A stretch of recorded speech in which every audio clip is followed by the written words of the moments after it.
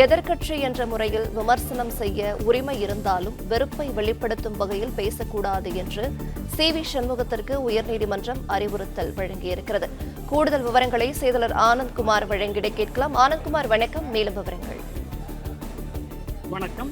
முதலமைச்சர் குறித்து அவதூறாக பேசியதாக முன்னாள் அமைச்சர் சி.வி. சண்முகம் மீதான வழக்கை ரத்து செய்ய கோரி அவர் சென்னை உயர்நீதிமன்றத்தில் மனு தாக்கல் செய்திருந்தார். இந்த வழக்கில் நீதிபதி இளந்திரையன் முன்பாக விசாரணைக்கு வந்தது. அப்பொழுது ஜனநாயகத்தின் ஆளும் கட்சி குறித்து விமர்சனம் செய்வதற்கு எதிர்க்கட்சிக்கு அதிகாரம் உள்ளதாக குறிப்பிட்ட நீதிபதி பேச்சுரிமை, கருத்துரிமை அரசியல் சாசனம் வழங்கியிருப்பதாகவும் தெரிவித்தார்.